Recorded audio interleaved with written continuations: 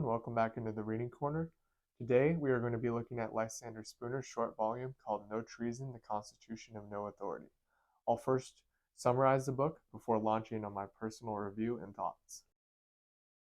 Spooner was an American lawyer and abolitionist who lived back in the mid to late 1800s, and he wrote that the Constitution has no authority because it was never signed by anyone living. And if it had any authority over it, it was only between the small minority, 30 or 40 men who initially signed it, and not even over the general population. Spooner argues from a legal standpoint that as a contract, the Constitution is not binding upon anyone, but especially not among the living, because those who are dead cannot sign a contract on behalf of their offspring. And he shows that there's two ways in which people could have consented to the Constitution, which are through voting and paying taxes, but that no one can said to have consented through either of these ways. In terms of voting, Spooner says that no individual can be said to have consented this way because it is done in self-defense and also done by secret ballot.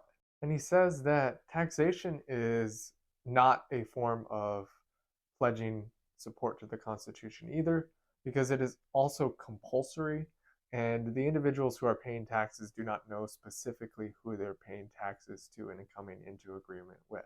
Since nobody can be said to have pledged their support through either of these two methods, Spooner concludes that no one is bound to support the Constitution. He makes the case by citing common law of England and the United States that no contract is enforceable unless agreed upon in writing by all parties, which is not the case here. Next, Spooner kind of gets into why it's important whether or not the Constitution has authority. And the reason he says it's important is because with 2/3 vote and no check, Congress can make any laws according to Article 1, Section 6, and cannot also be prosecuted for those laws and for the harm that they cause. On top of this, according to Spooner, they have the power to withhold salaries of judicial and executive branch employees, kind of making their laws the de facto law of the land, whether or not other branches agree with them. And on top of that, Spooner says that this is absolute irresponsible power. What he means by that is that if they were someone's agents, if they were your individual attorney, then they would be accountable to you for the actions that they took and for the result of those actions. But since they're nobody's agents, according to Spooner, they should be directly responsible for all of the outcomes of their actions. At most, according to Spooner, the government can be said to be representative of a plurality of voting age males, which is such a minority of the population. And on top of that, that doesn't mean that the conclusions that are generally drawn from this are justified. Spooner says that if someone is going to use force, it needs to be, or justifies someone to use force on their behalf, they need to sign their name to it publicly. So he calls the government a secret band of robbers and murderers because you don't know who the people are that elected those people into power who are going to use government to rob, steal from people, and use force upon people. Spooner even argues that the oaths that a congressperson will take upon the Constitution when they're sworn into office are invalid because there's no mutual recognition that you would require in a legal scenario as to who it is given to. In fact, he says it's as if it's given to the heir.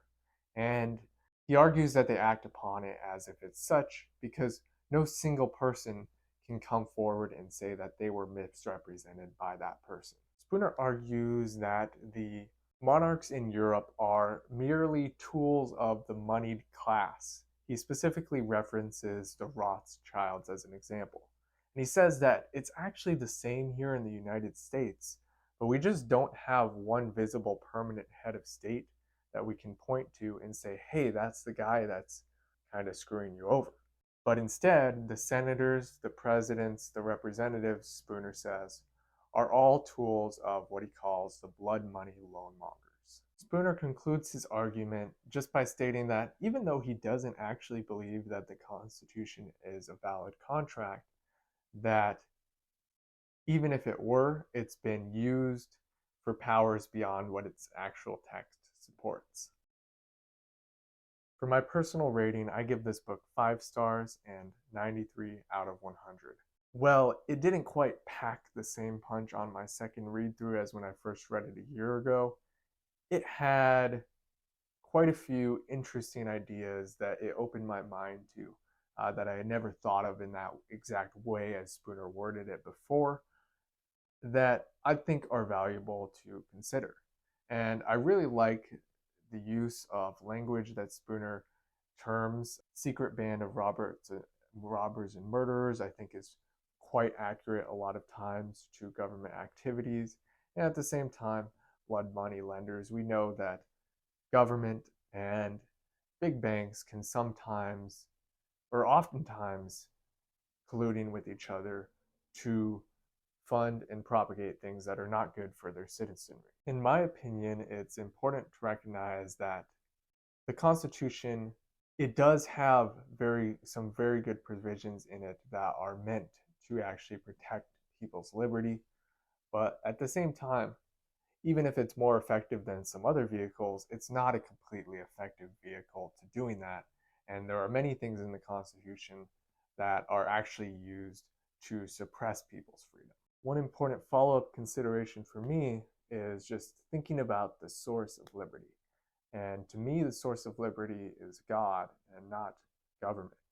So even when the Constitution is misused to suppress liberty, that is an infringement upon God-given rights that supersedes even the Constitution.